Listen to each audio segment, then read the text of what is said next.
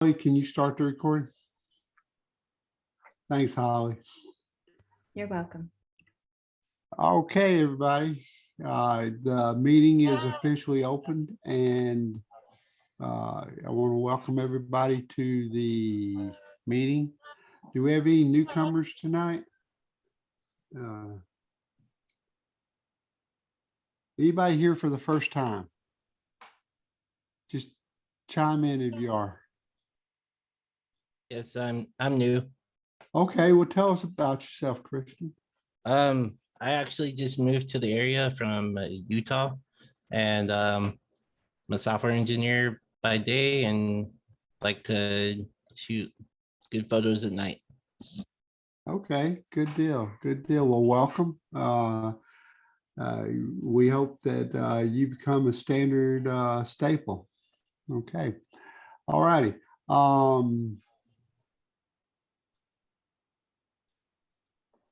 Okay, just everybody's seen this slide. What's up, Christian? Okay, we've got some sponsors in the area. Camera Exchange down in San Antonio, the New Braunfels Art Council is an organization that we belong to and participate with. And we try to help each other out. Digital Pro Lab is a professional print lab in San Antonio. Final Works is another print lab down in San Antonio. They sponsor gift cards and support some of the things that we try to do to give back to the community. We're affiliated with Photographic Society of America, and we use their judging service to judge our pictures monthly. Photo Semprembre is a event that we participated with 2 years in a row before COVID, and then have not participated since COVID, and we're not going to be able to participate again this year. But I fully hope to be able to well, I'd like to see us work toward being ready to participate in that event next year. If you're not familiar with Photo Semprembre, you can Google it. It's an organization down in San Antonio, and it's an international event that happens in September. Photo Matrix, they give us a 15% discount on the software. It is a HDR software. I think quite a few of us had it before Photoshop and Lightroom started getting real good at it. But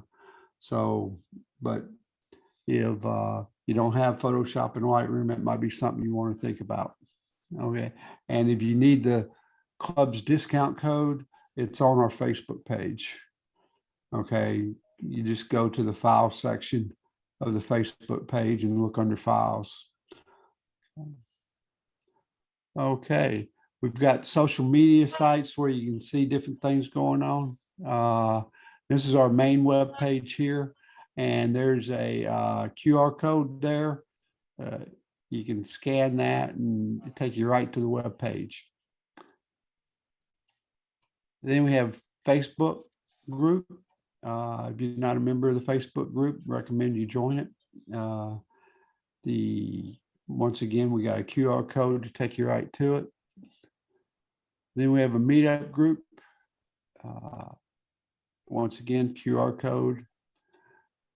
And we have a YouTube channel to where you can watch previous meetings.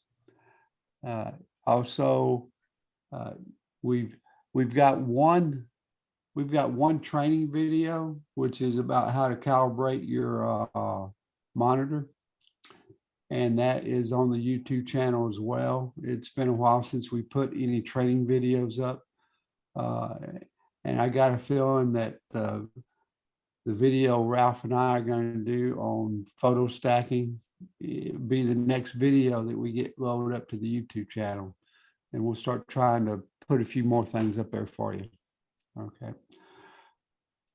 Okay. Okay, the minutes for each meeting have to be approved in the preceding month. So the minutes from last month need to be approved tonight. And we ask members to go on the website and read the minutes before they come to the meeting. So that way, if there's any questions, they can be addressed. If there's not any questions, we can go ahead and hold the vote.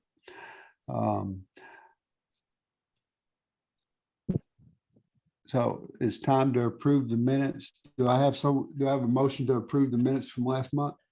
I have a motion to approve. Okay, do I have a second? I'll second. Okay, we have the second.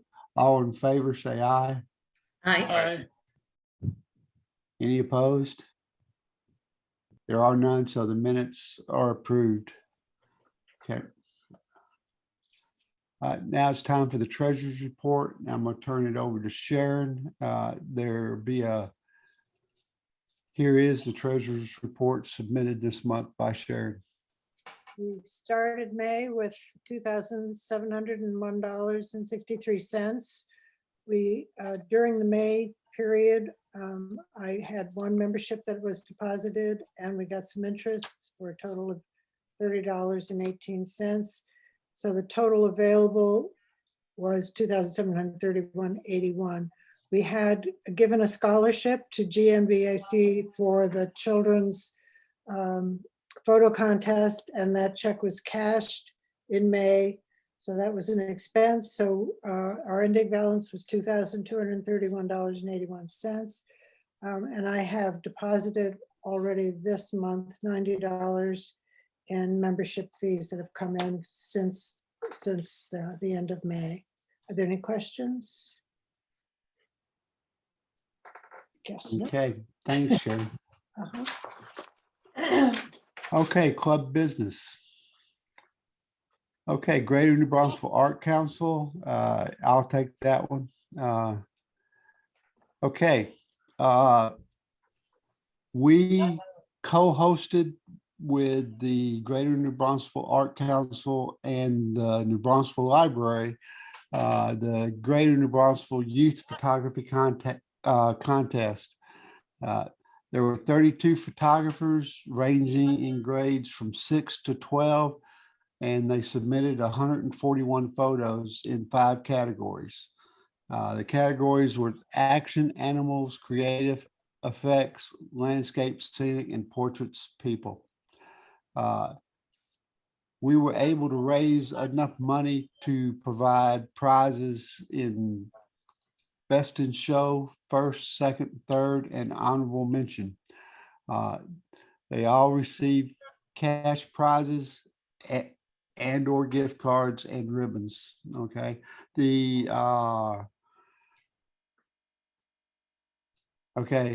There were an honorable mention 1 and then an honorable mention 2. From Best in Show down to honorable mention, all got cash prizes. Honorable mention 2 got a gift card from Digital Pro Lab for a 16 by 20 Pro Luster print. And we had several sponsors between Greater New Braunfels Art Council donated, well, with all the prizes and everything came somewhere in the neighborhood. Well, the cash prizes totaled up to $1,600, $1,650.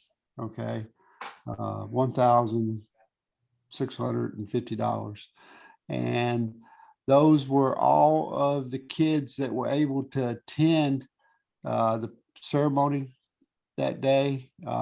We had some winners that were not present to receive their awards. Okay. And if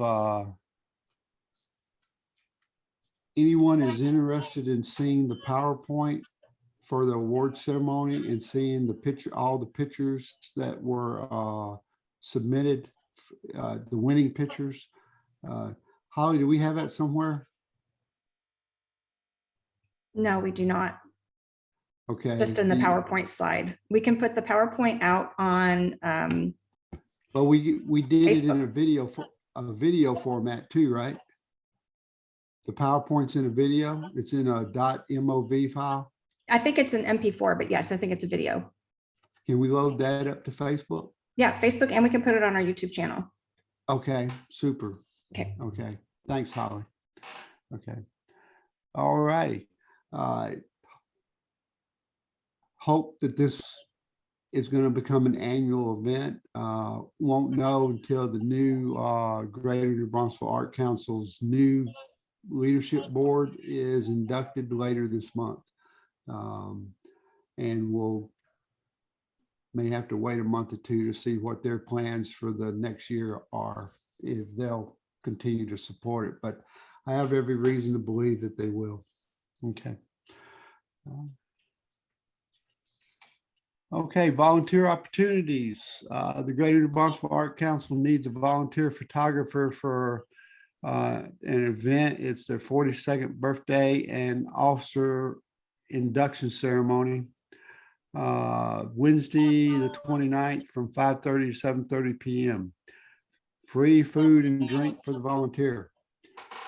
Anybody want to go practice taking event photos?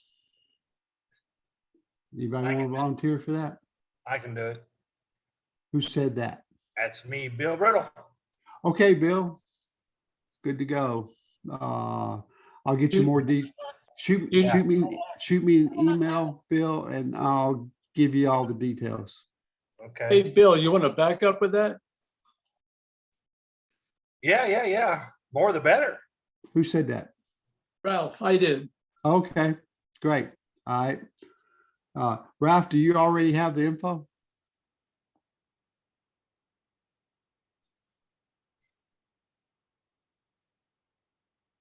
Guess not. Oh, Got it. okay. No, I thought maybe Felicia contacted you offline. Okay. I'll send something to both of you. Okay. All righty. PSA interclub competition. Going to turn it over to Dennis right now. If you're looking for Dennis, you got to look over Sharon's shoulder. All right. Well, the next, we've already gone through this year's iteration. The next iteration starts in November. And there are 3 different parts of the iteration, one in November, one in February of 2023. I guess we're 22 now, so 23, and in April of 2023. So when we get to the end of the summer, I'll be coming out with information on how we're going to, conduct the competition, and let everybody know what's required if you want to submit a photo for the competition. Okay. A couple months from now. Hey, Dennis, do you have an update on where we finished this year? Holly has that. We moved up a category. Right. So our competition was more more competitive. And I'd have to go back and look, but we were down like 6 or 7 or something like that out of whatever the number was, 20. Okay. All right. And what about, I know in the last round, we had, I think 3 people were recognized. Yes, actually. And one person, for the first time, we had somebody got, well, 2 of them got, I have to go back and look at the categories, but 2 of them got the ribbons for honorable mention. And one of them got the category up one higher, and that would have been the merit. Yeah. What's his name's the feather one is the one that got it. Anthony. Anthony, yeah. Yeah. Excellent photo, really. And how long before those ribbons come in and we can get them out to those folks? Well, it usually takes a month or so. But Okay, they'll be coming in pretty soon. I can go back to Nancy and say, when are we going to get them? But they should be coming pretty soon. all right, super. Okay, all righty. Thanks, Dennis. Yeah.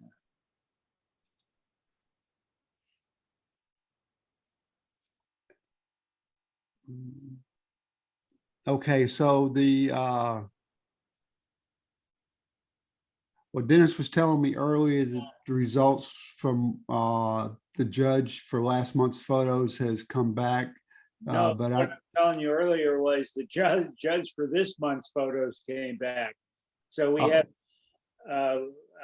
Holly just got it today, so obviously we can't put it up there yet, but okay, this is last month's photos. This is May's photos. May's photos. Oh, okay, this is May's, and then June is already back, but we haven't June is processed already it. back. It took him like, 2 days to do it. Oh, wow. Okay, I'll get That's, those results sent out tomorrow. super. Holly, I see you're up and running. Did you go out and buy a new computer? No, luckily that was the hard drive and it was easily fixed. Okay, great. Well, I'm glad to hear that. I thought you was gonna be down and out for a while. I was a little Okay. worried. We lost a lot with that lightning strike. Mhm. Okay, all righty. Well, I'm assuming these results are already posted on Facebook, and then the June results will be up there soon. That's correct. If you know Holly, she doesn't waste too much time with anything. All righty. Is Daryl here?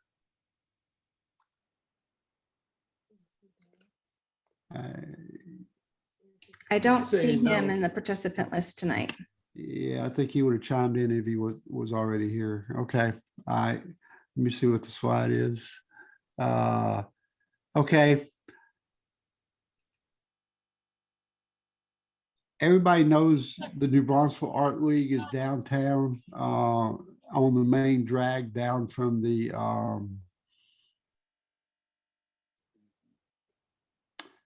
my old age is coming down. Well, Oh, the what, Ralph? the circle. Yeah, the circle. It's off the circle. And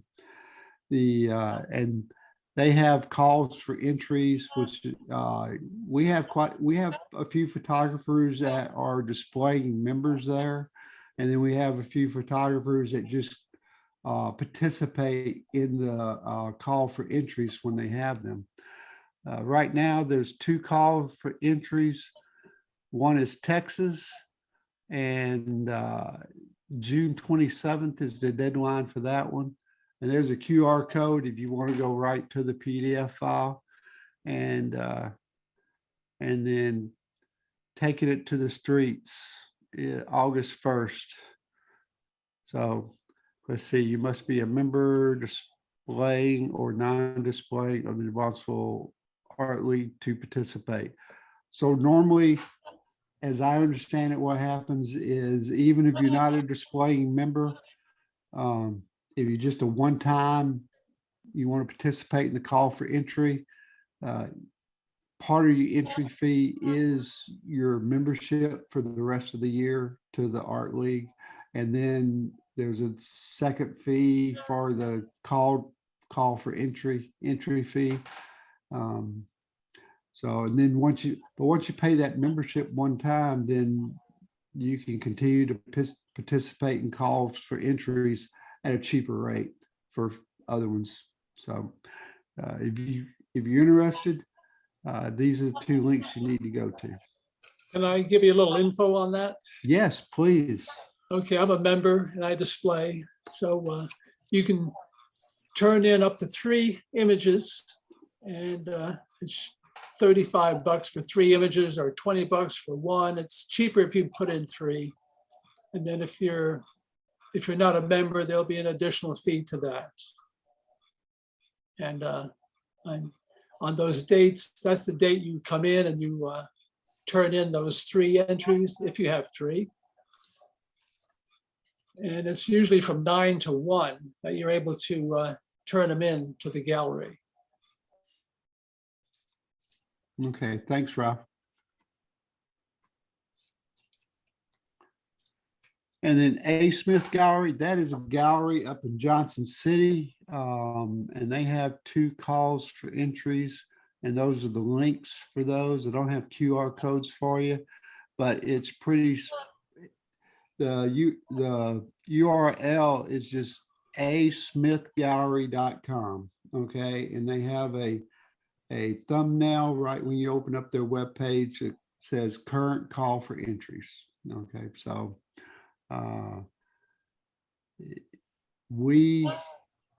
well, has anybody in here that's present tonight ever shown in that gallery before? Holly. I have. Okay, and then so that means we would have 2 members, because Denise is always also shown in that gallery before too. Okay. And that's a great field trip to go up to Johnson City, check out the gallery. Then they got the Pecan Brewery there, right across from the courthouse. Great place to eat. Okay.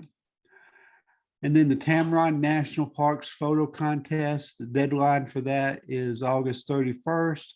And that's a free entry. And let's see, just has to be a photo of taken in a national park.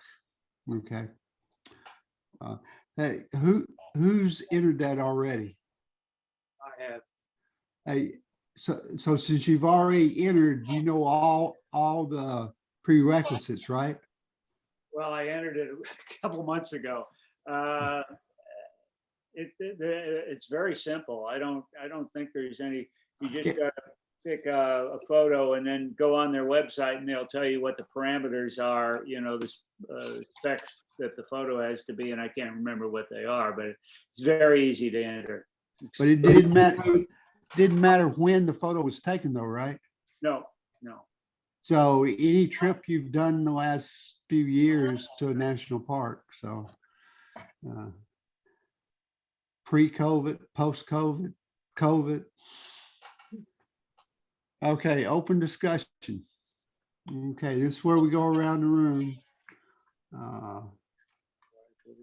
I tell you what, who's got something they want to talk about? I do, Holly. Okay, Holly, take I'm it going away. to be traveling for 10 days at the beginning of August, and I'm going to need some help with that month's galleries, slideshow, emails, and all of that kind of thing, because I will be gone the 1st through the 11th. So I'm asking for volunteers if anyone is willing to learn some of what I do and can shadow me next month and then take it over for me for August would be wonderful. You can PM me or call me or just let me know if anyone's interested. Okay. Hey, Holly, Mhm. I can tell you that I can take care of the PowerPoint. Awesome. Okay. But we need somebody for the Facebook part because I don't have a Facebook account. Okay. I think that with how things are lined up, the theme is bridges for August. And that's actually going to be due in July because our meeting is going to be Monday, August 8th. So everything is going to be due actually July 31st. So if everyone gets everything to me early enough, and maybe I can do an extra gentle reminder to get things in, as early as possible, I can get the galleries ready to go on the 31st, right before we leave. And that will make it a lot simpler for, it'll just be then the slideshow and then posting after the meeting, updating the website and Facebook and everything. It's really not very hard. So if anyone is fairly technically proficient, feels comfortable with social media, that would be great. That would make training a little bit easier. Okay. And the video of the meeting, I can do that, and then upload it to the YouTube. I can do that. Okay. Okay. Thank you. All right.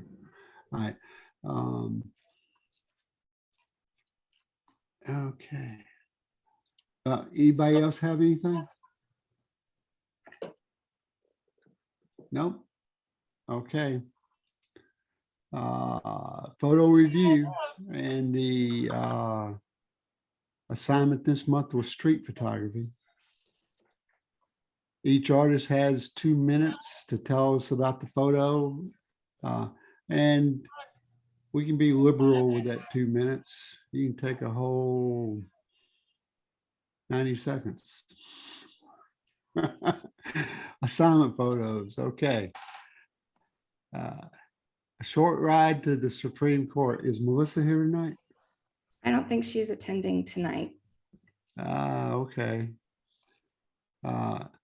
It must be Samsung. It must be a cell phone photo. Yeah, 4.3 millimeter.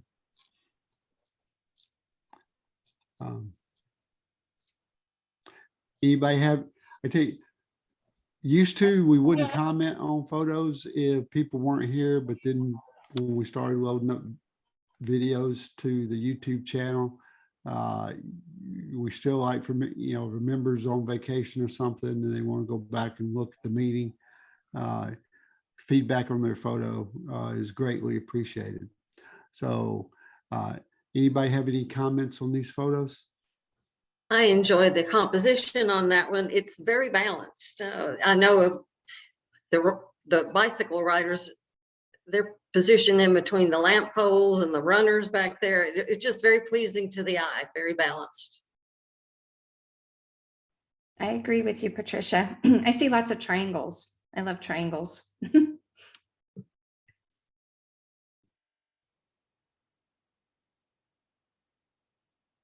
Okay, I think I'd rather, if we could, I'd rather see their faces than their backs. I think it would add interest. Yeah, I agree with that as well. Well, then she'd have to change the title. I didn't notice it till now though, but it's a square, it's a 1:1 ratio too. Yeah.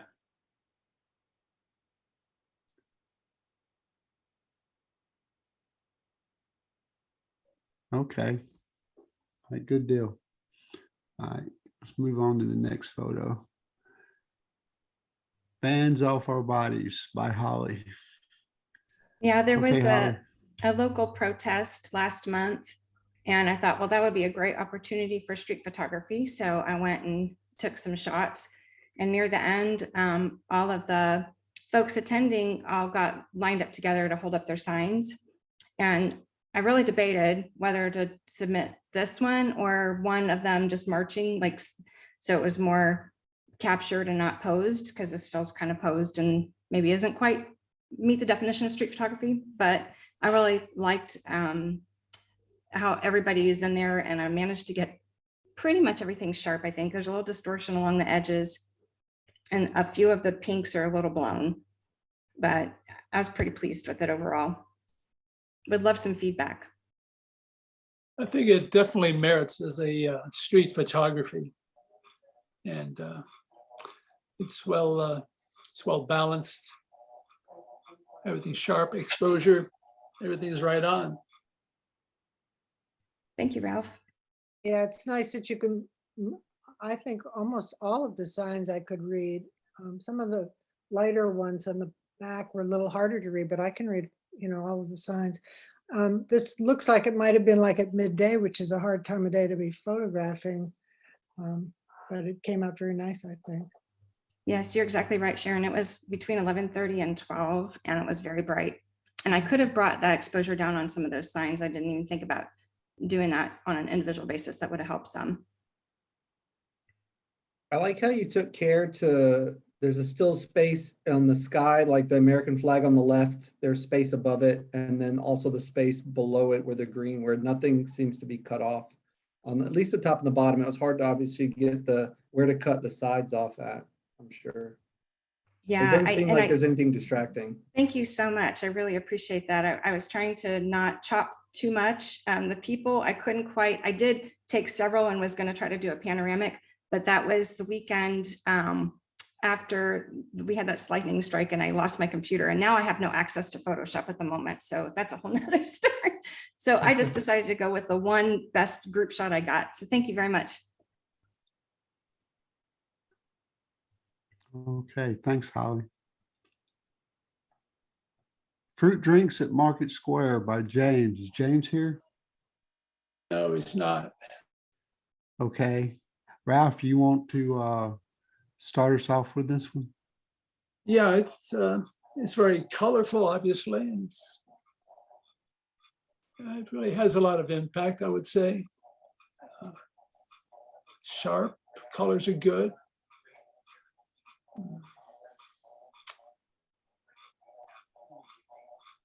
Maybe if that one lady wasn't obscured, he could have moved over, or shoot it from a different angle to eliminate her entirely. But overall, I think it's quite good.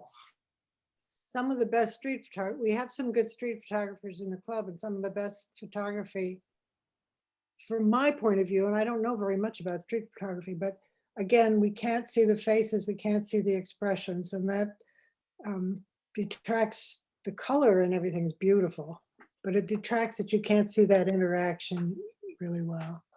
Yeah, people need to be part of the scene. Very obvious, of course. So I missed that, yeah. Yeah, I wish there would have been some negative space below, just a little bit maybe, and above the cart. The cart seems it's a little cattywampus within the photo because there's some negative space on the left side of the cart, but not necessarily on the right. Yeah, it just gives it a little more attention that way. But I think it's a good subject. I really do. A lot of color, looks balanced. The jars there are nice looking. Okay, thanks, guys. And then we have Happy Jazz by Suzanne. So this was a last spur of the moment decision to go to New Orleans for Jazz Fest. And of course, this was not taken at Jazz Fest, but just on the streets. This gal was playing beautiful music. I don't know why we don't have metadata available. I did a little Photoshop on it I was futzing around with the stamp tool just to eliminate some of the more distracting things, like on that trash can to the left. And of course I cropped it a little bit, but again, I wasn't sure if you wanted on street photography, if you want the person in the picture looking right at the camera, because I had several images where she was kind of looking off in the distance before she realized I was taking her picture. I like that she's looking at the camera and smiling. Again, the emotion is part of the story, I think. Yeah, I do too. Her expression matches the title. Yeah, I agree. And I really like this photo. Yeah. Mhm. The blacks going to are black black. and white, I thought added something to it as well. Yeah, definitely. Yeah, it was originally color, of course, but I just thought black and white fit the image better. Yeah, when you have a lot such- of, oh, go ahead, Ralph. It was a very busy image, so going to black and white was a good move. What he Okay. said. Yeah, okay, All right, thanks, Yeah. Suzanne. sure. Hesitation by Patricia. I know Patricia's here. Yeah, I'm here. Okay, I thought I'd unmuted, but I hadn't. This was taken at the Pearl, the splash pad. And the reason it's titled Hesitation, my little hero there had been playing with those two bright blue rubber balls, and they got away from him at the splash pad. So he went tearing down there to retrieve them and then put on the brakes. The dog is not being aggressive, but he's not wagging his tail, so he's not inviting him to step any further. And if you look at the little boy in the stroller's face, he doesn't look very happy to see him either. Mama is the only friendly person there. and she's actually, her foot is coming off the ground and she's about to nudge one of those balls back towards him. But he was nervous enough that he turned around and ran back to mama the other direction. That's why I called it hesitation. Oh, wow. Very good storytelling in this image. Thank you. Do you see the triangulation in this image? Tell me, Ralph, I missed it. The top of her head sloping to the left down to the boy, straight across to her shoes, and then back up to her head again. Thank you. What would I do without you? No idea. But you could also say it was from the top of her head down to the child's head, down to the dog's head, over to the boy's feet, and then all the way across to the mom's feet. You got triangles going there. I wish you had been one step over to your left so we could see a little bit more of the baby's face and the dog's face. And that's the only CC I could come up with. Okay, thank you. All right, thanks, Patricia. Main Street, Dennis. Well, this was a last minute thing because I hadn't done anything about street photography, and I had this picture of this street, which maybe doesn't fit the definition because there's not a whole lot going on with people interacting or anything. But it is a street. So. And you have people on the street, so I think it's a beautiful picture. Yeah. But they're going in the wrong direction. It depends. Maybe next year we'll have a category for gravel road photography. Submit it. That is the main street, though. I mean, that's the best street in town. So. Well, everything is very sharp, and I love the contrast in the whites and the darks. I like the Thoroughly S seasoned. curve of the road too. It's a nice leading line. Yeah, I like how the road leads you into the photo. It's the classic S curve. Yes. I like the tonal quality in those wispy clouds. Yeah.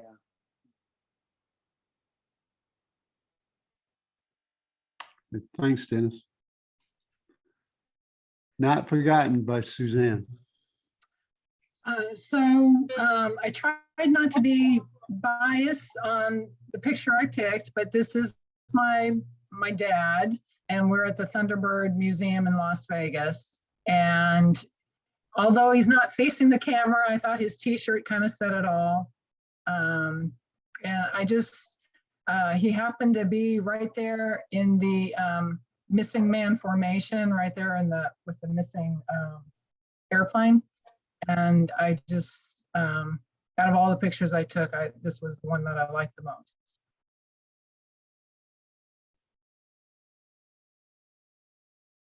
Well, I think the fact that there's just 3 basic colors makes this stand out. Different shades, different hues, but it's really eye-catching, and it makes you focus on Gone But Not Forgotten. Well, I found street photography be really tough. And I don't know. Anyways, I like this one, and I hope my bias, didn't take over. It's got a lot of sentimental value to it. It's nice. Thank you. I think if you're just a little bit more, I guess, to the right, to where his head didn't block out that one airplane and you could still see the formations, and he was actually, centered in between the airplanes, I think that would have came out a little bit better, but otherwise it's nice. I agree with you, and it's not staged. I saw him standing there and I took it, and then he stepped out away from it. But yeah, I do agree with you. That's the great dilemma of street photography, is the people in the street or in the museum aren't always cooperating with you, are they?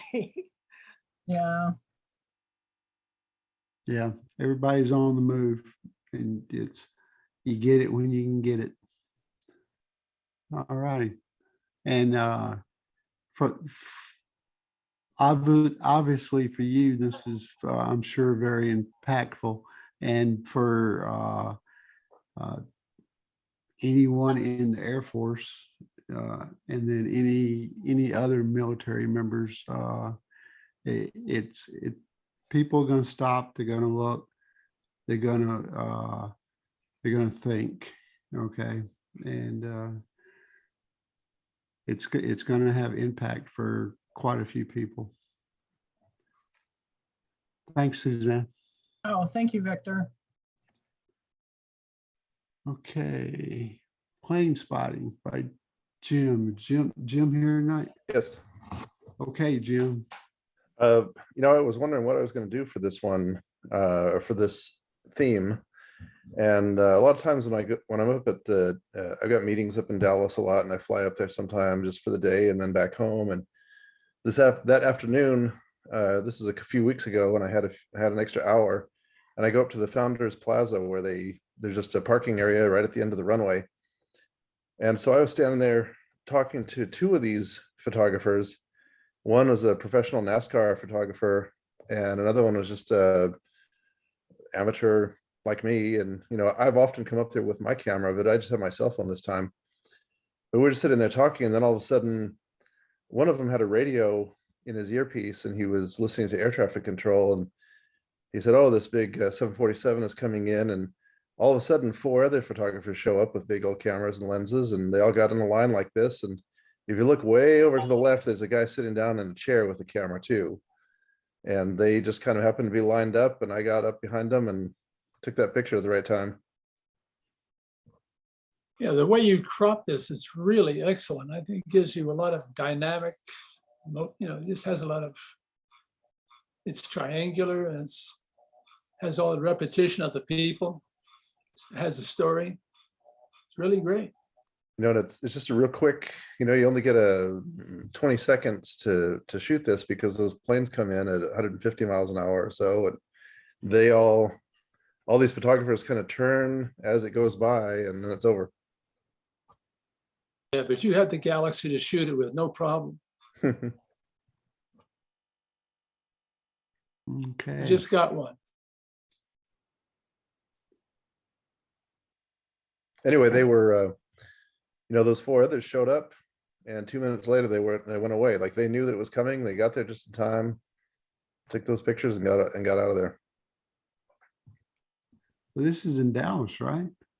Yeah, this is at the in the east side runways of the DFW. I would think you'd have a plane like every 5 minutes or so. Oh, they do, but this is a China Airlines cargo 747. Oh, okay. Yeah, so it was, and everybody, all those guys there, they knew it was coming, and they just showed up, took the pictures, and left. Okay. Military side of me says that sounds suspect. Oh, gosh, dog. Okay. All right. Thanks, Jim. Ready to Walk by Daryl. And Daryl's not here tonight. So who wants to start us off?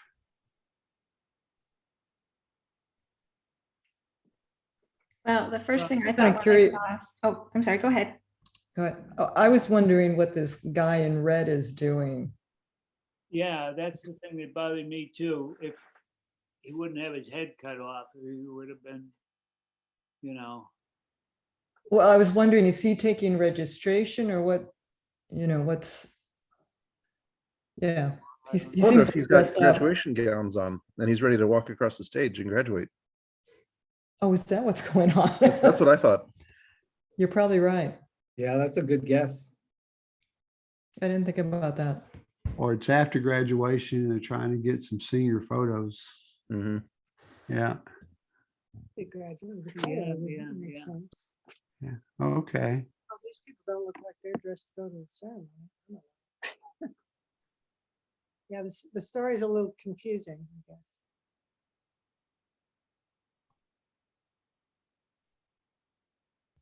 Going to make a guess that the title "Ready to Walk" indicates that he's trying to get everything straight before he walks across whatever stage there is or wherever he's going to have his picture taken.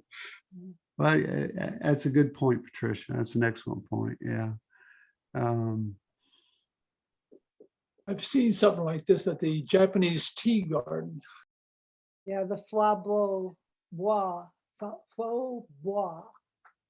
was really popular, I guess, back in like the 20s, 30s, 40s. Okay. All righty. SF Cable Car by David. Is David here tonight? Doesn't look like it, no. Okay. All right, so.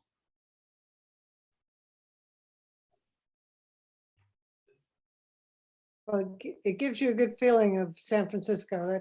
I mean, really, everybody knows where that's taken, and anybody who's been there, it brings a good memory to probably. I think the cable car must be moving because it seems like to me, it looks like a little blur, but that might be just motion blur.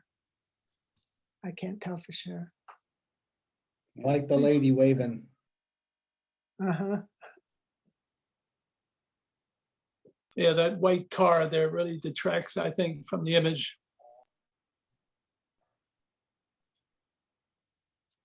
It does create a bright spot. I don't know if he has Photoshop, but You need more than that. well, if you could change the color of the car to a more muted color, then it might blend a little better. But It's just, I'm sorry. it's just not a very dynamic image by itself. I think this month probably is giving us all a greater appreciation for when we see, really moving picture of street art. It's just not as easy as it seems. This one famous street photographer, he said he'd find a good location and sit down and wait until somebody came by to give it that bit of life to that location. Yeah.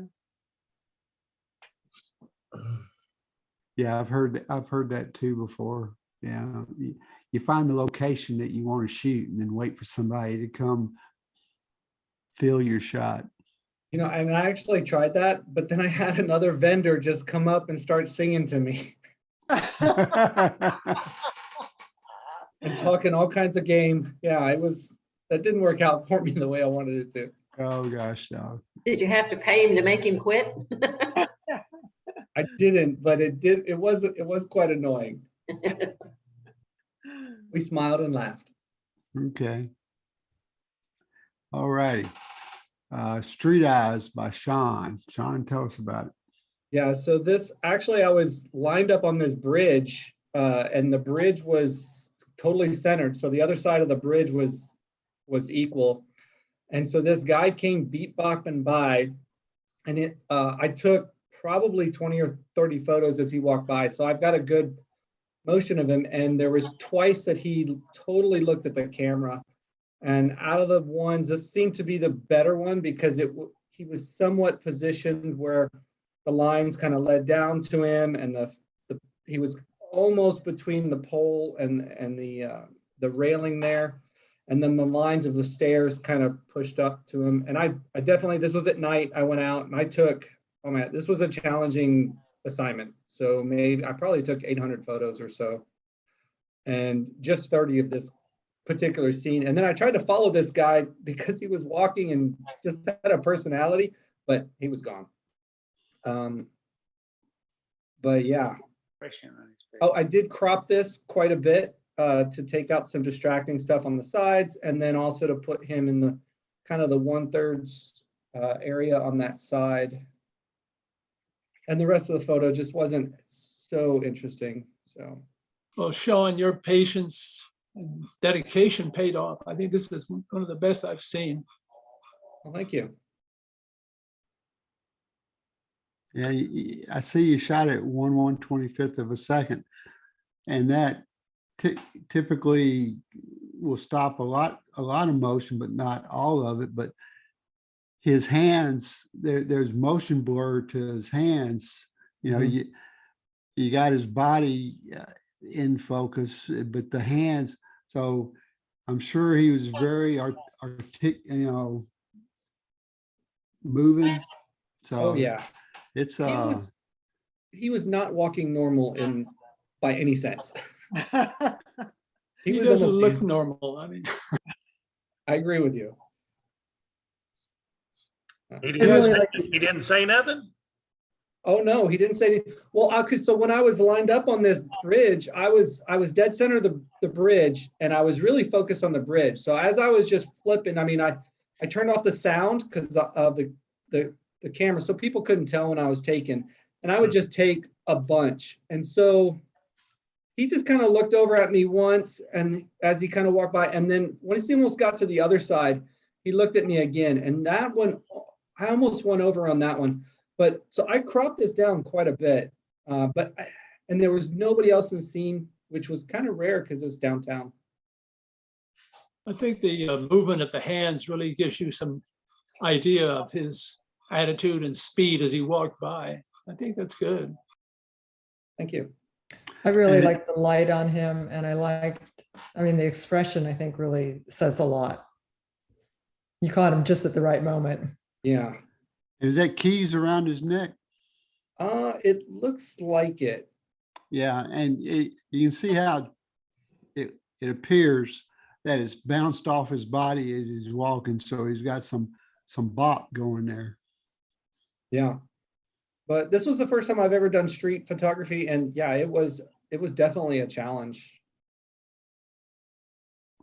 I like the moody tone you got with the orangey glow to the street lights. I think sometimes some photographers take that away too much, and I kind of like it because that's what it really looks like. And I really like the composition, the steps going up. You're wondering, is he going to go up the steps? Is he going to pass by the steps? I mean, there's definitely tells a story. And my CC would be to either bring that text that's in the background into sharp focus or blur it out all the way. And I would have just separated him a tiny bit more from that pole coming out behind him. Yeah. Yeah, you Great could have shot. just Eye contact is great. Yeah, just get rid of that sign altogether. Oh, yeah, I could have done that. F2. I'm not very good with Photoshop yet. I haven't taken quite a class on that, but I do. I will adjust the colors and all the sliders in Lightroom. Yeah, you could have done well in Lightroom as well. Would your lens go to F2? Yes. Yeah, it was. I was. Oh, maybe not. Because if this is it says F4. Yeah. So this is. I've got an 80 to like, I guess I can't remember what it is, but it's an adjustable. So I must have been using that one if it was 63. I do have a 50 millimeter I like to use downtown, and that'll go down to F1 or F2, I think. Yeah. I like the prime. That'll kind of help blur out the backgrounds. Yeah, a bit more. definitely would have. Okay, thanks, Sean. Street training by Ralph. Yeah, here we are in the town of Greene, and the blacksmith in the red shirt was giving a demonstration to some of the passersby, and this young man was pounding on this red hot piece of steel. So I thought this had some value for this, so that's why I shot it.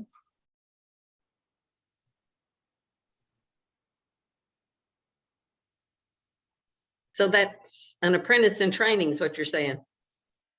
It's with tongue in cheek. The apprentice in training would be in the blue. Yeah, that's what I meant. Everything's very sharp.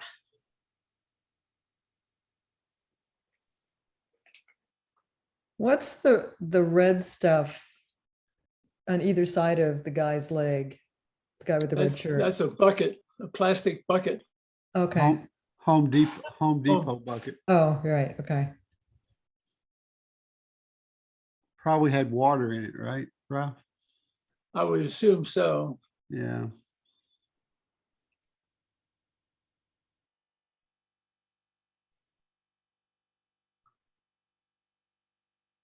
Yeah, the boy was kind of slow. By the time he started beating on that piece of metal, it was pretty cool. So I had to go in there and give it a little more glow. Huh.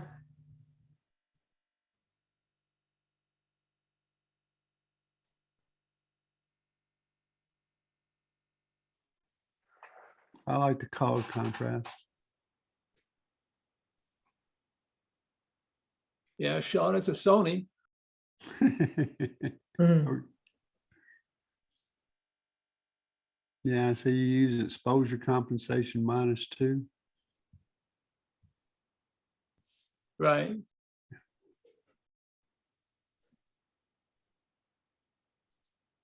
Okay. Thanks, Ralph.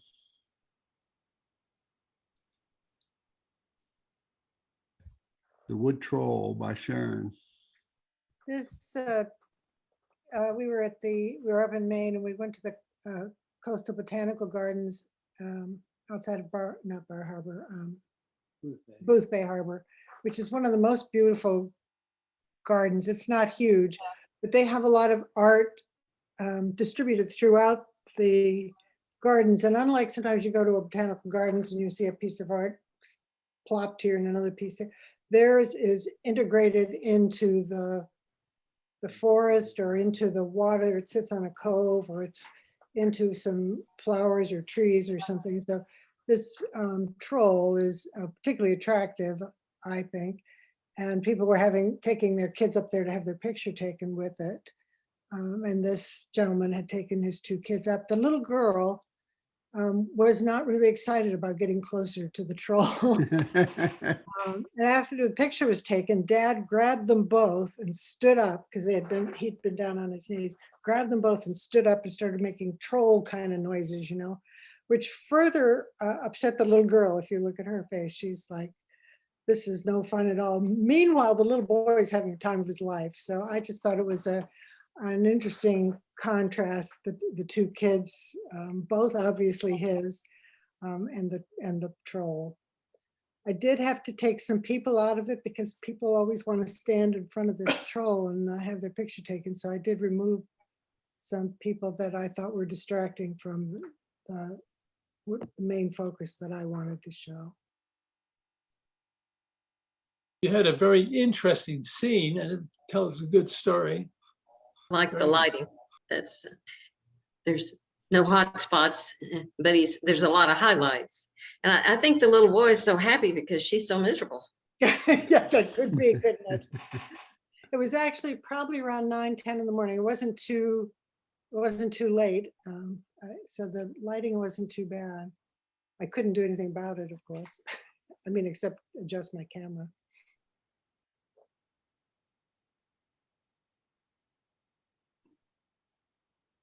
I really like the shot. I love the texture and it tells a story. And I mean, like they're running away from the troll. And he doesn't look very dangerous to me, does he? No, just big. Yep. All right. Thanks, Sharon.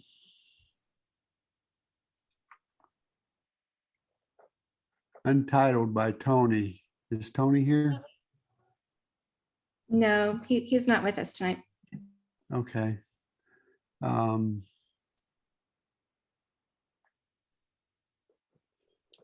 Well, there's color. Got motions in the flags. Yeah. Looks pretty good. For me, the only comment I would make is I tried to clone out the power lines. I find it's just a little too busy. You should try to keep it as simple as possible and define your subject. This is just a a busy street scene, a documentary shot maybe. So if you were gonna take those power lines out, could you do that in Lightroom? Of course, Yeah, you might, Do it with the Band-Aid thing? yeah, Okay, yeah, have the latest iteration of Lightroom. I do. yeah, Then you would use the the clone or the hill. Yeah. I would use the hill from the Band-Aid. It gives you an option, clone or heal. Oh, okay. Right, I can right, see Ralph? that. Yeah, yeah. right. I didn't know the difference. So the clone does what? It clone, I guess it's always on heal for me. Okay. Yeah, clone you. Hey, go ahead, Ralph. Yeah, for cloning, you're taking an exact image and putting it someplace else. Where with heal, it tends to blend, and it doesn't. Okay. Yeah, it makes it more smooth. Usually with little lines like that, the healing does a nice job. Okay. So you'd recommend a heal for something like Well, that? that's what I'd try first, yeah, because it's easier. Okay. And I then did- try cropping. Well, yeah. Well, I did do some real estate photography and I ended up healing. I found myself in the picture because I was shooting with a drone and I healed myself out, which was amazing. I was like, oh my gosh, that was amazing. That was a new one for me this week. I wish I could get some tree. Thank you. Okay. And our winner is Suzanne with Happy Jazz. Congratulations, Suzanne. Thank you. All right. Wow. Well earned. Thank you. I appreciate that. Sharon will email you the code that you need for your $25 discount for anything at Digital Pro Lab. Great. And Thank you.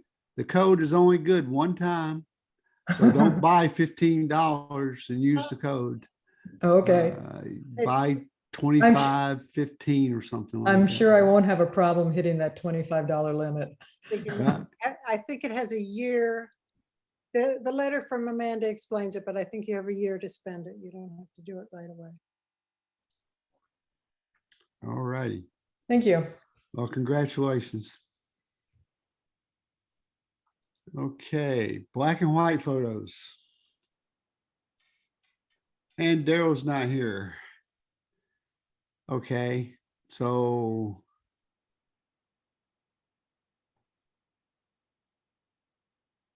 Really like the contrast between the black person who is begging and then everything else. I think they could have cropped out the other people and just that background a little bit. So he was the only thing in there, perhaps. That just would have made it simple and direct. People in the background don't really have any real impact with him.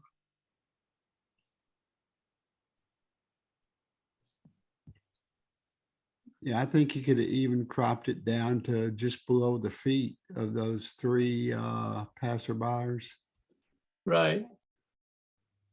I like them in the photo because they're young and carefree and like walking past and this person's invisible to them. That's the story to me. I agree with you, Holly. If you've been in this situation, which I have, where I'm walking along and there's someone who is sitting on the side of the street, it evokes some emotion in me because I know how I was trying not to see that person probably, you know. Yeah, but they got to be a little closer. True, they'd be better closer and clearer, yeah.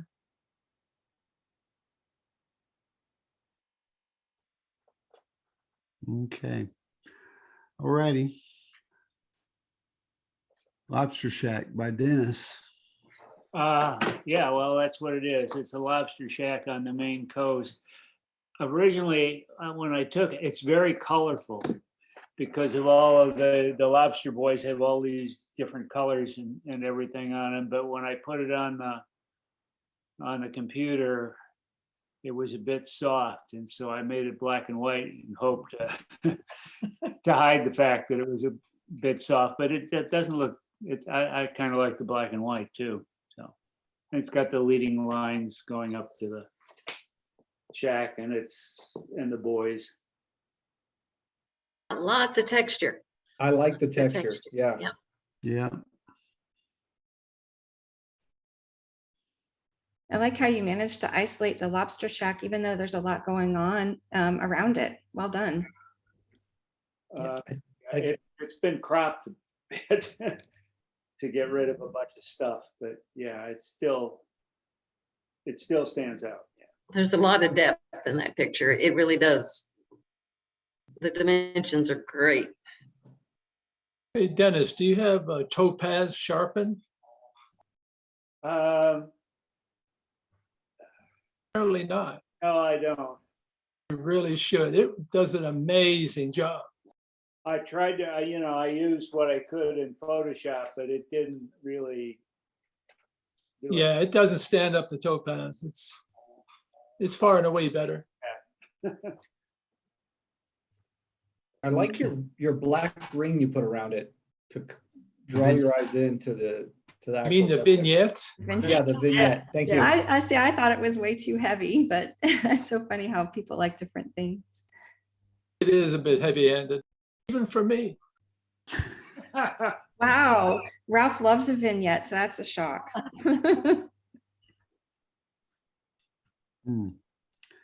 Okay, thanks, Dennis. Marblehead, Ohio Lighthouse by Jim.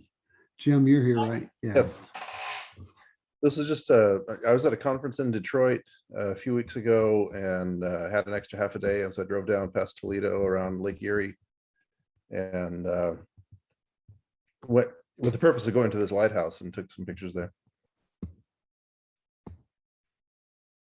Yeah, it's just not very sharp in the foreground. Joking, I'm just joking, Jim. No, it's really good all the way through, and the rocks lead you up in its composition, tonality.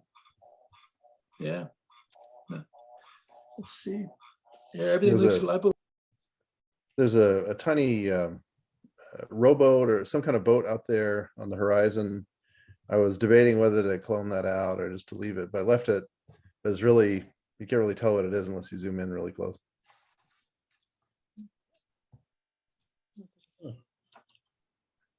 So you say you had to go past Toledo? Yeah, this was there's a little like a east-west peninsula into Lake Erie. And this is just the point of that. Yeah, it's a nice area. Well, I'm not going to say it's a nice area, but it's got some photo opportunities up and through there. Yeah. Did you ever eat at Tony Paco's? No, but I found some barbecue place. I thought I'd see what Ohio barbecue was like. They said it was Texas barbecue, but it wasn't. Hey, Jim, you could have used just a touch of vignette there. Just a little? A touch. Got a nice sky up there. I don't think I put a vignette on that. Oh, yeah. Got to be subtle though, you know what I mean? Yeah. Hey, Ralph, I got a question for you. Yowza. Now in Lightroom, okay, you see how the lighthouse is kind of, to me, it looks like it's slanting away from you. Right.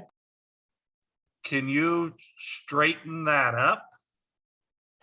Yeah, you could. You know, to where it looks like it's more, do I want to say the word level or not so much straight? It looks a little leaning, but yeah, you could have done that. Not like it's leaning away from you. You know, can you? Yeah, well, I was pointing the camera upward at it, but yeah. Well, that's the thing with buildings in general. Yeah. You notice when you take pictures of tall buildings, it seems like they're always leaning away from you. So it's like in Lightroom, I've seen people do it in Photoshop. Mm-hmm. but I don't know if Lightroom can handle that or not. Oh, they've got quite a bit there, so it's a good chance you could square that up quite a bit, if not totally. Okay. Thanks, Jim. Thank you. Market Square Vendor by James. James isn't here tonight, right? No, he is not. Okay.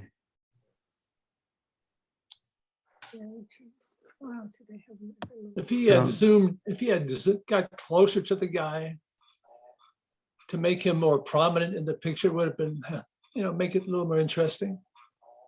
Yeah. The woman with your back turned doesn't really add much to it. With that, he's standing there waiting for his order. But if you were going to take a picture like this of like the market square, would it be better in color because you could see all the colors? Would that add a little more? Might make it really busy. It just depends what it's being used for. If it's for an advertisement, you probably want it in color. But being so busy, I think black and white might be the better way to go.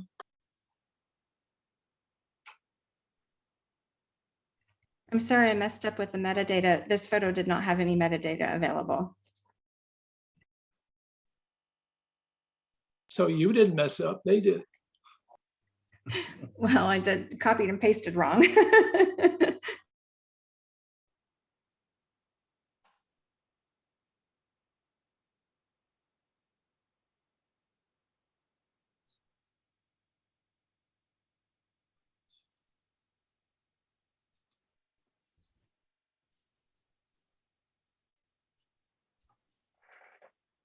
Okay.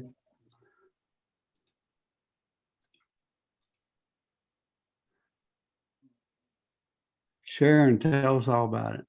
We were on Monhegan Island for several days, and we went out for I think this one was a sunset, I'm not sure, and took some pictures.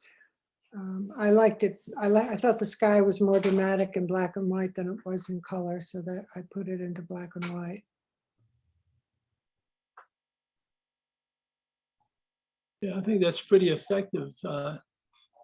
Perhaps the blacks are a little bit too deep. Bring it up just a little bit to get more detail. What time of day was this? Sunset. Okay, even at sunset, you'd have you might have a little more detail. The rock is all black because the sea comes up onto so the rock is naturally black, which doesn't help, but yeah, I could try to get it lighter. That's a good excuse. Yeah, I'll take that. Yeah, I love the shot, the way it arcs away from the viewer. Very nice. I was about to say that, Ralph. The vertical lines of that close house look like it's leaning to the left a little bit. Pretty much everything leans on that island a little bit. If you straighten one thing, something else leans. Okay. I have these two gray houses in one that I wanted to be my black and white, but if you straighten one house, the other one leaned because they're all in these stilty things on rock. And so I'm not sure if straightening that house wouldn't not have changed some of the other buildings too. It's quite a challenge. And then the tree on the right side, I was thinking maybe incorporate the whole tree. Yeah. And get some negative space on the other side of it. But I really like otherwise the composition, it leads it out to the other houses. Sharon, what is the item that's like next to the house laying down? And this was another reason for changing it to black and white. There's this red, looks like a missile. I don't know what it is. I thought it looked like a missile too, but I didn't want to ask if it was a missile. Big boys that they put out in the channel. Yeah. Assume that's what it is, and only that top part would show if it were in the water. But it made in my picture this big red thing across, and I couldn't cut out without cutting out the hot. So that was another reason for making it black and white, because it Well, was kind of You did a distracting. great job because it doesn't hardly intersect with the house at all, and it's not very distracting. So. In well red done. it was.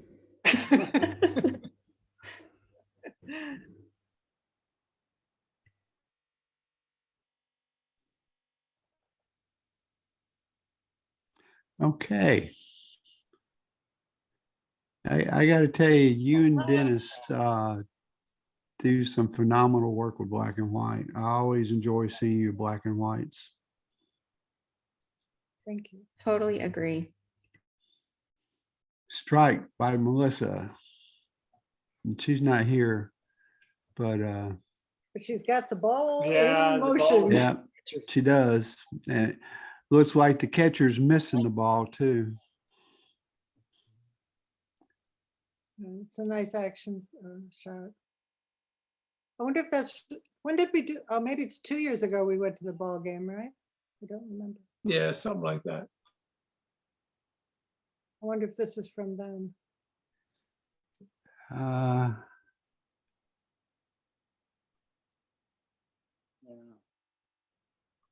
So what team is it?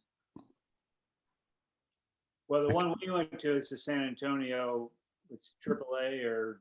The missions. Missions, yeah. Oh, the Missions. Okay. Yeah, I don't think that's the missions.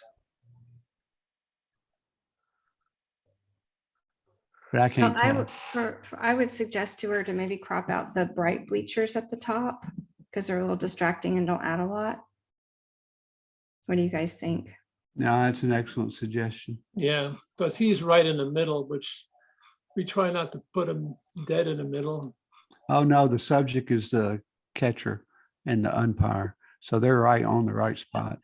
Oh, it's really? Oh, okay. Depends on your point of view. Yeah, the umpire called strike.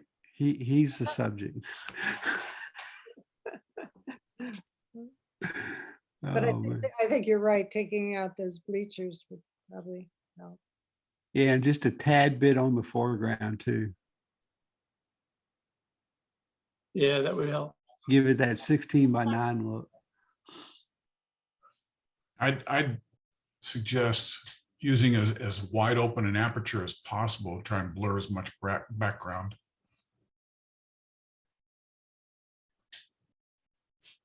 Yeah, F8, that was definitely not the way to go.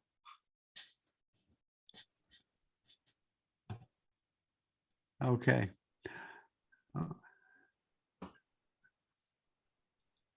Okay.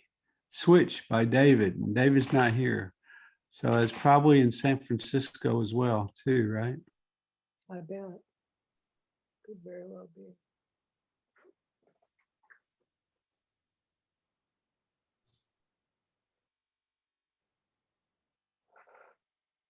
Seems like it's missing something animate.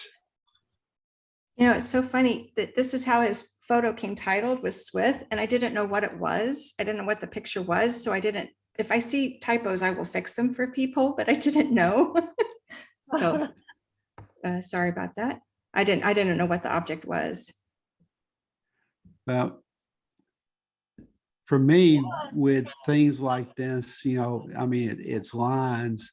I like to see them going from lower corner to upper corner. So, you know, if he tilted it, you know, to where the left side was a little lower in the frame, and then the way it runs out to the right, if it had been going toward the top right, or vice versa.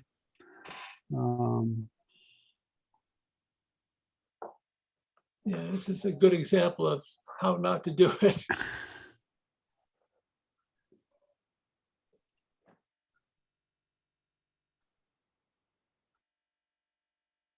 But without him here to tell us about it, I mean, he could, well, I won't go there. Okay. All right, next.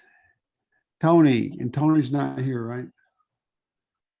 No, Okay. he is not. Is this out in New Braunfels? It Anybody might want to be. venture guess? We have stars. You and got that Stripes stars and drive-in, stripes? Yeah. Yeah. but I've not been there, so I'm not sure if it's just that location. I was there once. I'm not sure if those screens are that close together. Or Okay. quite angled that way. I went once also. But I don't think it Okay. is here. I know they have like, when I was there, they had like 3 screens. But they were spread out. Yeah. I mean, you could, where we were sitting, I could see one of the other screens. But I don't remember them, I had to turn around. I don't remember them being that close together. Hmm. So I'm not sure where that's at. But I could be wrong. It's a cool shot. I wish that people Uh. walking were centered a little bit more like in between the 2 screens. I think that would make the image a little more dynamic. But I like the composition. It looks like there may be a little noise or distortion in the clouds in the sky. Does anyone else see that? The sky is distracting to me and I'm not sure why. The bright and I don't know what's bothering me about the sky. It might be that it's not defined. You don't see the definition well. I don't know. Well, there's a lot of negative space in the sky, but the brightest area is right behind the screens, which should keep your eyes there for a while. Yeah.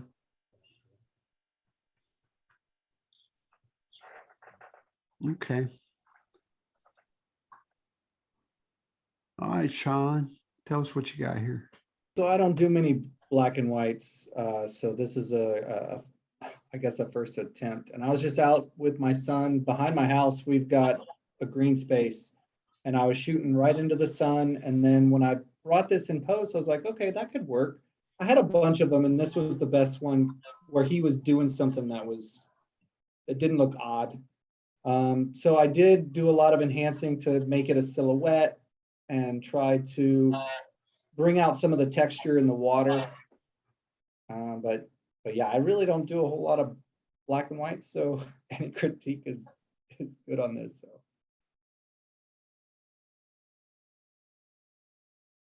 I like it as a silhouette. Yeah. There's the main detail actually is in the water itself, but it's pleasant to the eye.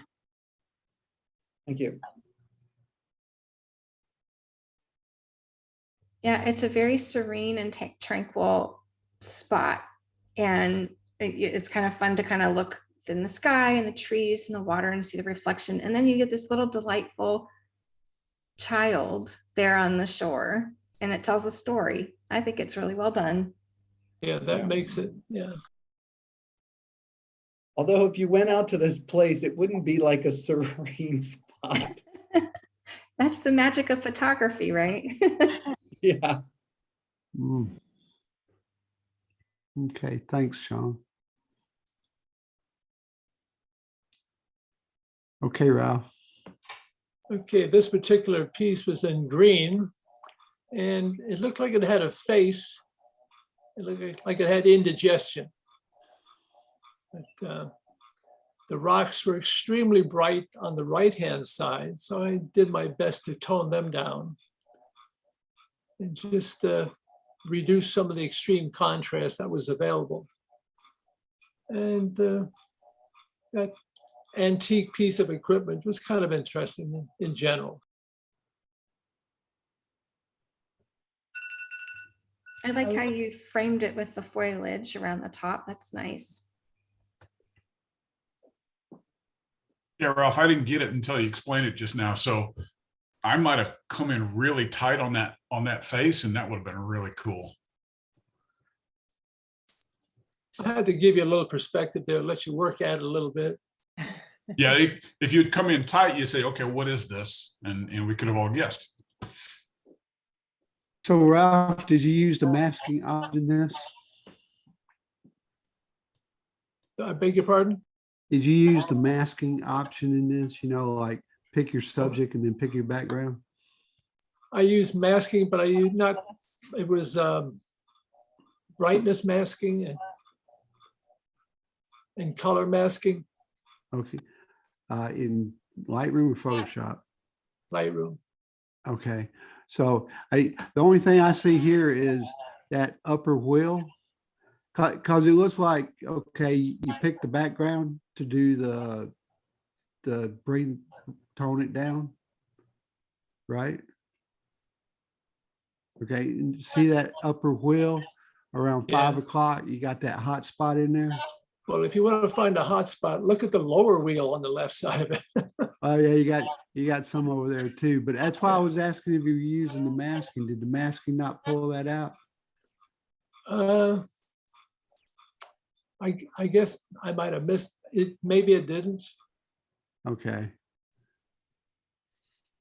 Because you can go in and tweak that mask, right?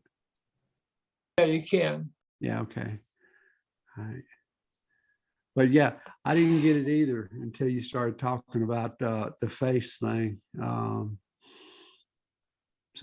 But as soon as you did, that was brought a whole new light to the thing. A Pinocchio nose and the two black eyes. Oh yeah. You're shooting at RX quite a bit, aren't you, Ralph? Oh, you bet. Okay. Thanks a lot, Ralph. Ooh, now we go to color. All right, James. Is James here tonight? I know Jim is here, not James. I probably asked that twice already, didn't I? I can't keep track either. Don't worry about it. Okay. Okay. I know the title says One Hat MIA. Okay. So yeah. But I'll let anybody else jumps in. I'm gonna put in 2 cents because I haven't said a whole lot tonight, but I would have liked to have seen the hat straightened up a little bit because I love the colors, the different colors. And I think, well, if I'm standing there and I'm looking at the hats, well, let me straighten them up. And then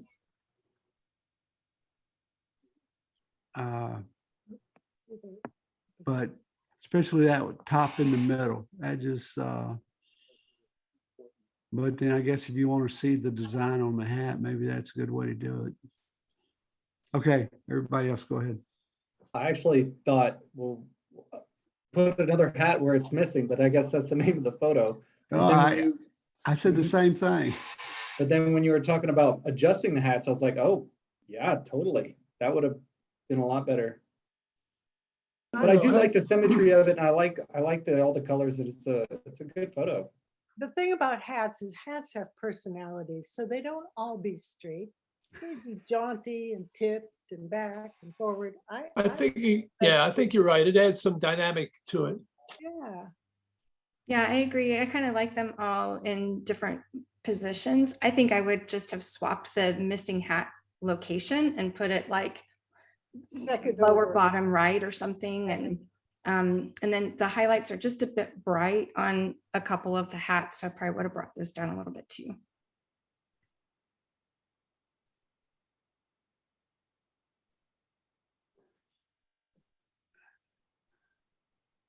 Okay. Tony. No Tony, right? No, Tony's not here tonight. Okay.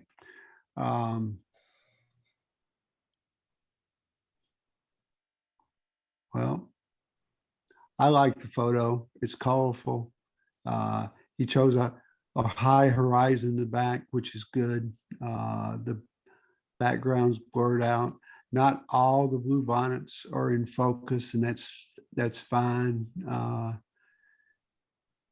I think, though, I would have cropped it a little bit on the left. Maybe take out those 2 blue bonnets on the right, since you couldn't take out the one that's cut off without cutting the other one off. But I think you could have. Well, I don't know. maybe with a little clone and a little crop. End off with those two small ones that are out of focus being on your right-hand side. And his crop line on the left, I think it works really well. It's a backlighting situation. Yeah. So you're getting a lot of shadow where you might want some detail.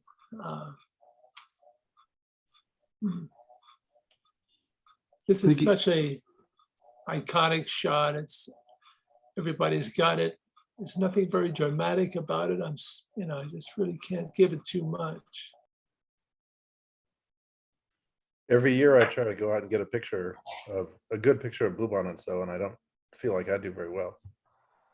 Yeah, you really got to get him a macro, I think. That's one way, perhaps. I just held my hands up in front of the screen here and zoomed myself in on just the one biggest bluebonnet there. Mm-hmm. And that will look outstanding. Is the one right above the 2000? The one right above the 47 millimeters. Yeah, I guess, but Because it's sharp focus, it's backlit, and then the background is very blurred behind it. I'd be right in close on that one. I'm jealous. It would have been an improvement for sure. Okay. Hope Tony watches the video and You've appreciates done it for comment. me. Okay.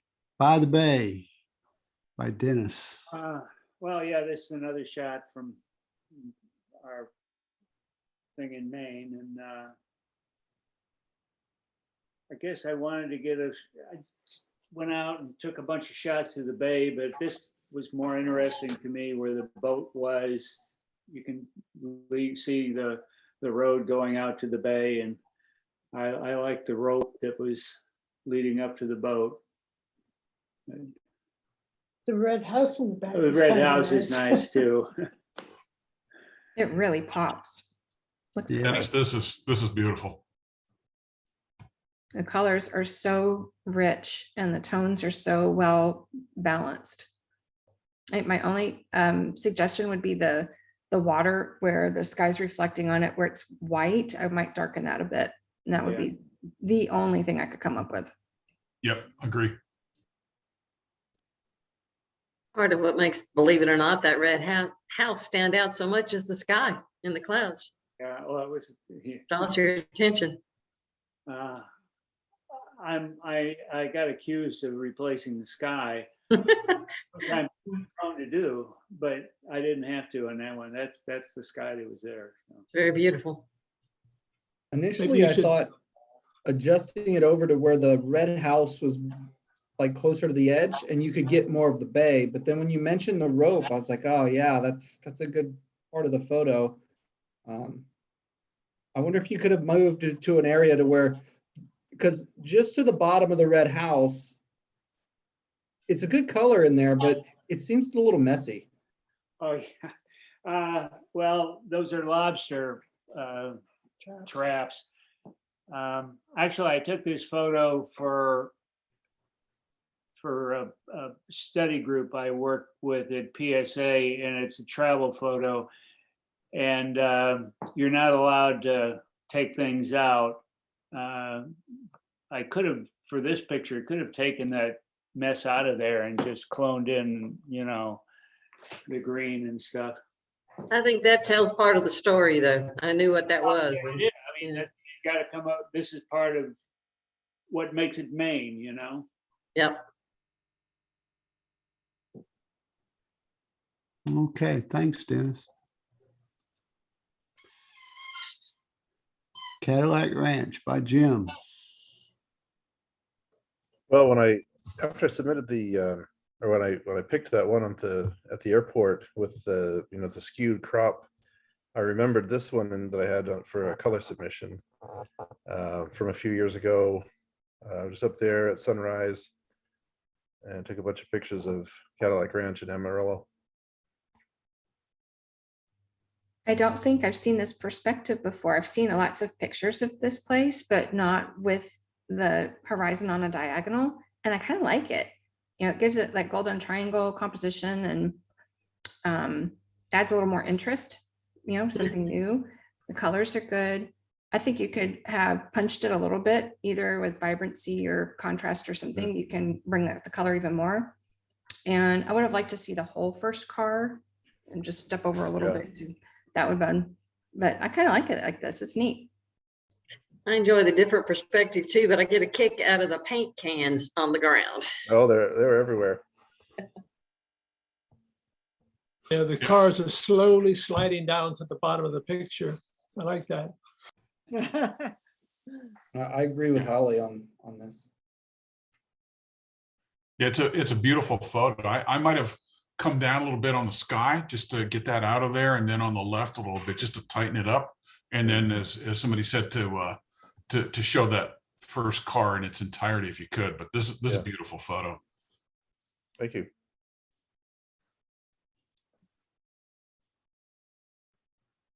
All right. Thanks, Jim. Childcare 101 by Daryl. I love the expressions. Yep.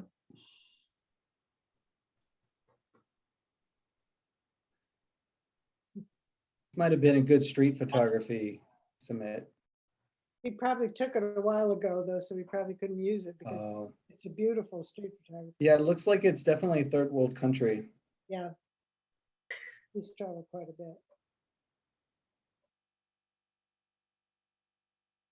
Mm.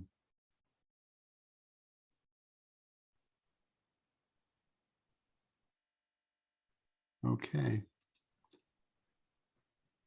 Golden Gate by David.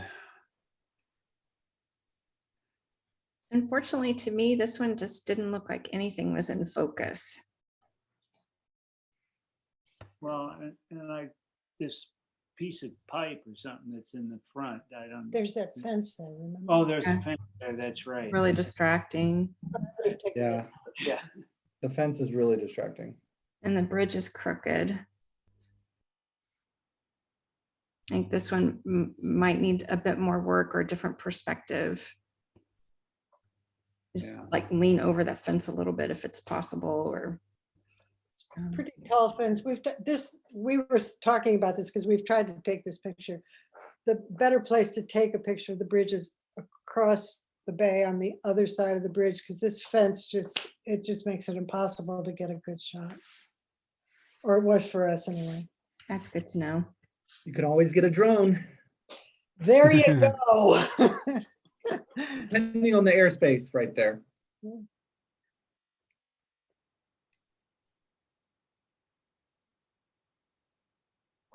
Mm. Okay. Green Mansion Inn by Ralph. Yeah, while I was walking in town looking for that elusive street shot, I saw this place and it just catches my attention every time with all the gingerbread going around on the banisters there. And it's really a beautiful shot, or a house. So I did a panoramic of it, put it together, and just tweaked it here and there. And there it is. That could definitely be a postcard, Ralph. It's beautiful. Thank you. You do such a great job with your framing and using natural elements to frame your subject. I think that's a good strength of yours. And the color in the sky looks really nice. Great detail. I see just a little bit of distortion, probably from using such a wide angle where it looks a little like a bubble in the middle and a little round on the edges. Yeah. That's the only thing I see that could be improved. I could have straightened that, but I got lazy, I guess. I like how you got the steeple in between the trees. It's not cutting it off at all. Those kind of details make an excellent, from a good photographer to an excellent photographer. You're too kind. Okay, Oh, so the house isn't round? Oh, Because I mean, when I first saw this picture, I kept thinking, oh, okay, the house is they kind of tried to make it roundish. no, it's just slightly bowed due to the wide angle. Okay, okay. We'll have to go back there and straighten that up. Is that a prime lens? Is that 9mm that you were taking? If it was a 35mm, it might have been a full frame, then it might have been a 9, but no, it's a 1-inch crop sensor camera. And it goes from 24 to 600mm. And it's just the most extraordinary versatile camera I've ever had. But you said you shot this in a pano? Yeah, I took 2 shots and I put them together, stitched them together. Okay.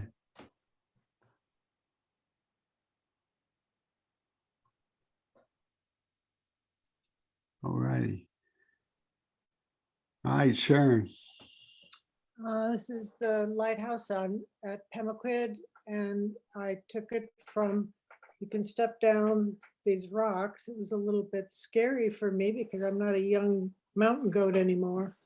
And on some days you'd be able to get a reflection in that little pond there, but the wind was blowing at about 30 miles an hour, so there was no catching any reflections. But I really liked the texture of the rock. That was why I wanted to take it from that aspect. I don't know what else to say.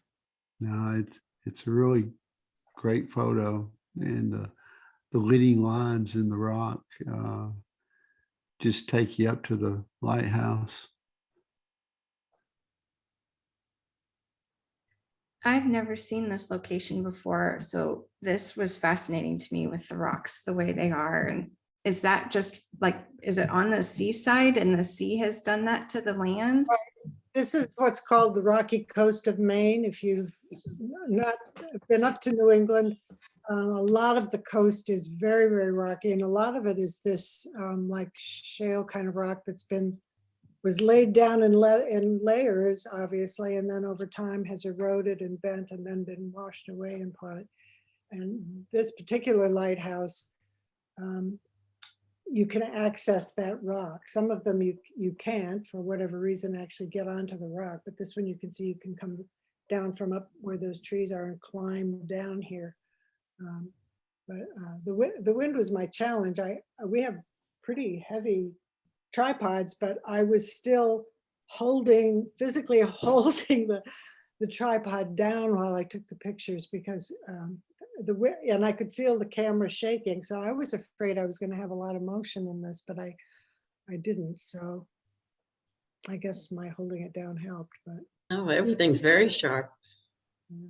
I really like the composition with the 2/3 being all the rock because it's so fascinating to look at. And the pop of red from the little barn That house little- or whatever that is great. Yeah, if it were all white, it wouldn't have been quite as interesting, I guess, probably. Yeah, it would be nice to see all of the top of the tree. That would be my only criticism but I bet there were other things in the way or. Yep. Yeah, I was thinking about the trees, I'm afraid. Okay, thanks, Sharon.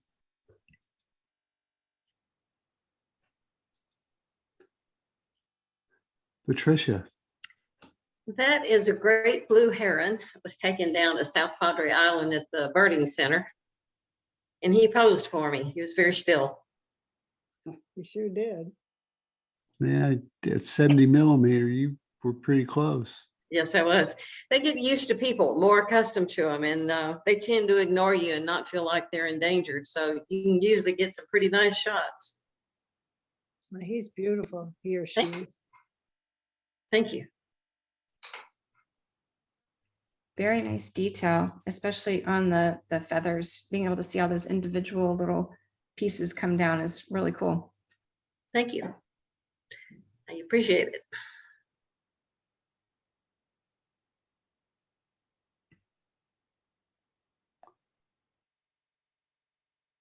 Okay, thanks, Patricia.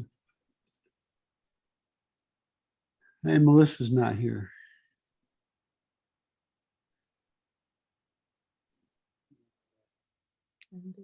Anybody know where that's at?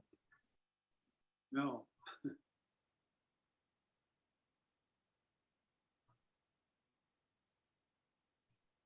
She's been on vacation somewhere. Well, it looks obviously like the Southwest. You've got the cactus and the colors are not something you'd see in New England, I can tell you that. That's true. That's true. But it looks like a courthouse or maybe it's a museum.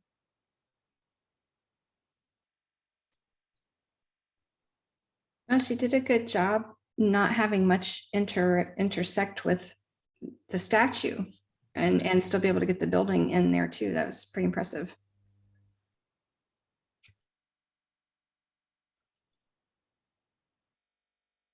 Okay.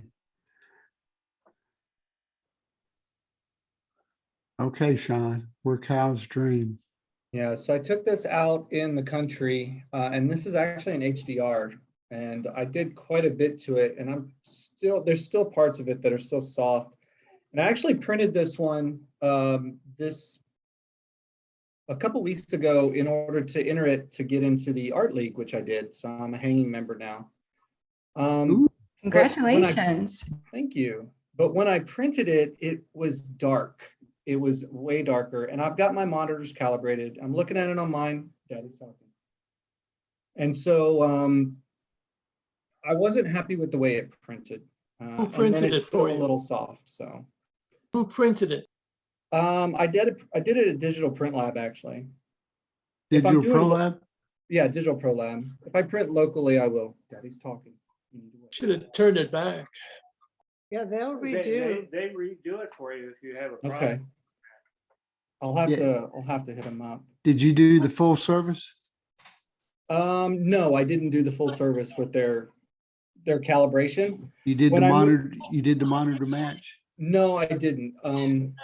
I have a spider device that goes on there to where I can match so I can do my own colors. And I was thinking when I moved over here to this new house to have them do that, but it was just, I don't really want to tote my computer down there with the monitors and. No, that's not what I'm talking about. They have two ways of processing your photo.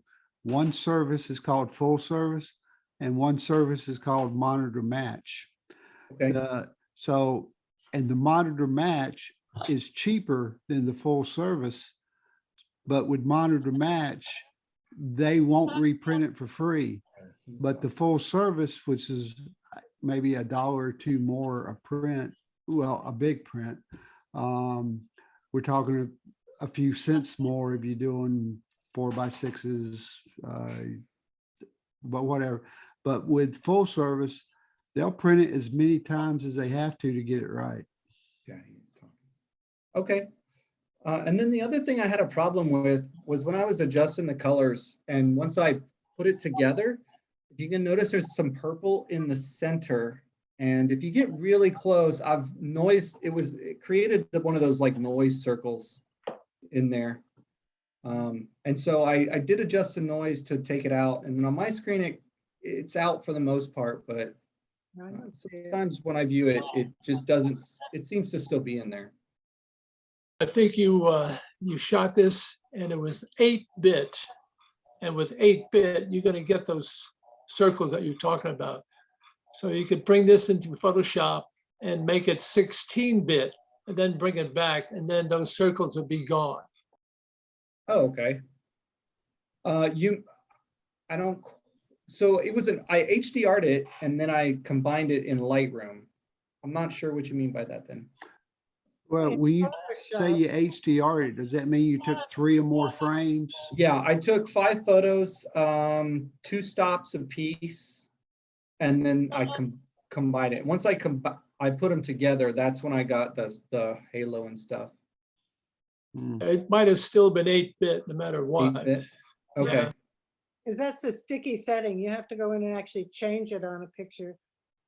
So I've set my Photoshop to 16-bit. And then when I go to JPEG, I change it back to 8. But if you're doing for printing, you want it at 16 probably. So I'd never brought it into Photoshop. Not yet. I'm not quite comfortable with that yet. Daddy's talking, buddy. So it was all done in Lightroom. So It's a gorgeous shot, though. I hand it to you. I think Thank it's you. worth having Digital Pro Labs help you, get a really nice photo of it, because that's really beautiful. I got this. I don't know if you guys can see it or not. Might be turned around.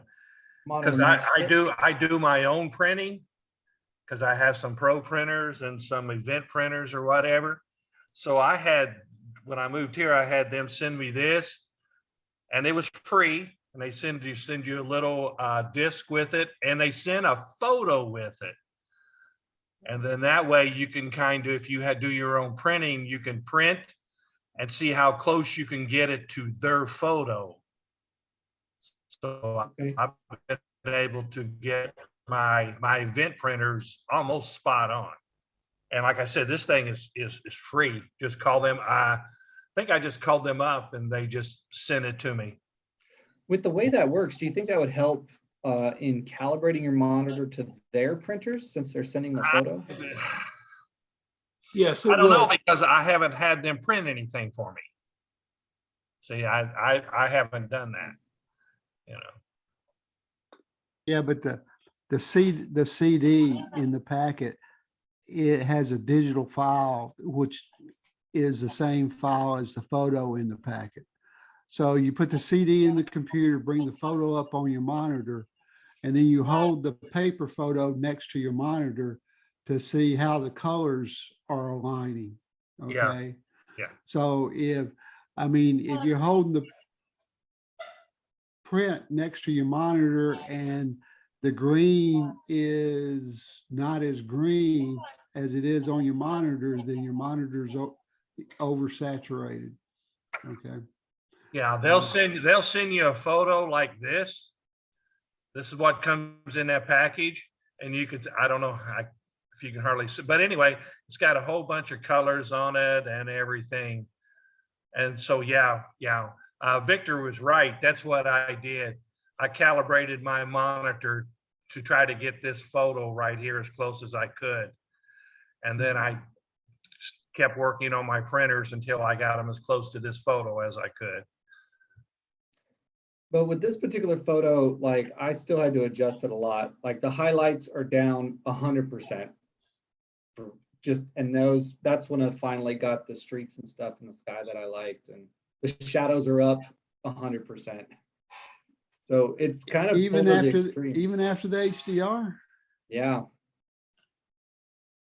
So, but when I did that, I was able to get the streaks in the sky because before that they weren't apparent. They weren't visible. Just kind of looking at the settings here. Lightroom could have done the select the sky, and then you could have worked just on the sky to get those streaks. You got to come out of the house. Okay, we'll have to plan some time. Yeah, I might have done that. Yeah, I actually do. I have a mask. I have a mask actually over the whole thing, and it's just in the center which is bright, and then I do have a mask just on the sky. So I have two masks in here. Yeah, I like to print that. I've got a good printer here. Well, you can print it on my website and it'll go to Photo Bay. But yeah, we can bring it over and see what we could do. Okay.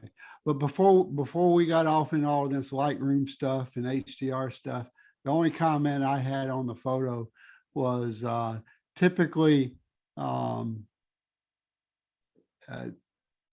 you've got your horizon line in the middle, okay, and I think it works, but typically I would have moved a horizon line up a little or down a little, okay, To the 1/3. yeah. If you move it down, it just means you're going to take away a little foreground there. Because you got so much going on in the sky, that's probably the direction I would have gone with it. Okay. Okay. All right. Thank you. All righty. Thanks, Sean. Ooh, okay. That is it for the photos. Okay. The theme for July is urban. Okay. And I think we saw some photos tonight that would be better suited for the urban category. But Holly, you want to refresh our memory on what urban is versus street? Urban would be like cityscapes, anything that shows, where lots of people live, work, reside. Pretty much the opposite of country or rural. So street photography, we decided was more about capturing an interaction or something happening, a moment, and urban is more big picture. That's my interpretation. You could do like street art or something that shows it's an urban area. Are we also talking like building structure, stuff like that? Sure, architecture, yeah. Mhm. Should it specifically not include people? I don't think that matters.